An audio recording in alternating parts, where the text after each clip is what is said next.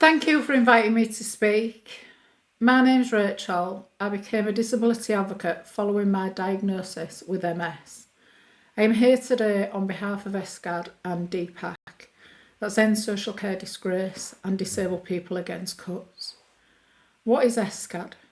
ESCaD is a sister organisation to KOMP who campaign for a national care support and independent living service. We are represented by a broad range of disabled and old people's organisations, family carers, care and support workers, health campaigners, trade unions and TUCs. We are non-party political. We campaign to bring the state of social care into the spotlight and to build a powerful voice for radical and urgent change. For 14 years, disabled people have suffered cruel, disproportionate ostracisation and punished simply for being who we are, for being made how we were made, or for being people who have become disabled at a later point in life. This can happen to any one of us at any point. It did me. Disabled people are impacted by lower incomes, the disability pay gap, little or no accessible housing, and a decades-long build-up of crisis in social care, inaccessible transport, and many, many other barriers across society.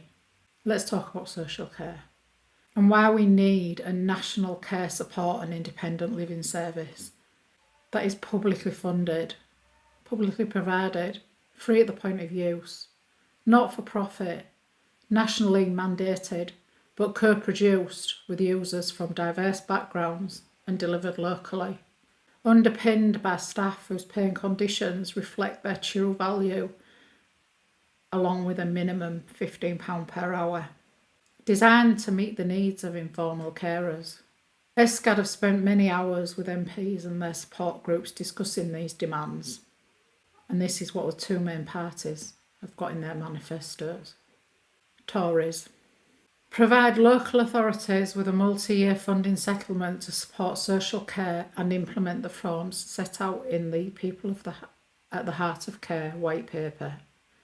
This doesn't cover what's needed, and there is no mention of a national care service or keeping away the private sector. Implement planned reforms to cap social care costs from October 2025.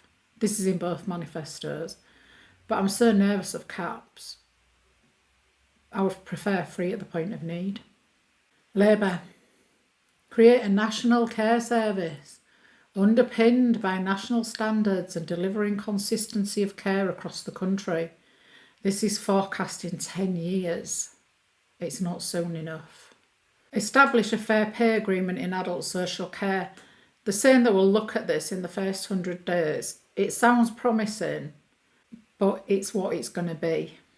Again, implement the cap on social care. I've heard of so many people who have lost their homes to pay for the care. It shouldn't be like that. They also want to build consensus for the longer term reform needed to create a sustainable national care service. Wes Streeting did say something on BBC Laura Kate last week that he wants it to be co-produced, so that's a good start. It's just how long it's going to take. Too much of it has to wait for growth in the economy. And with disabled people under further vicious attacks via benefit cuts, carers criminalised owing to failures in DWP, exploited care workers from abroad now stopped from bringing their children to the UK, and no signs of any movement in radically transforming our broken social care system.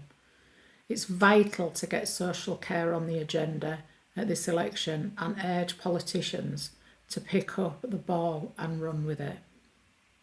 Time to hold these politicians to account. You can join ESCaD at the hustings on the 25th of June and make your own voices heard.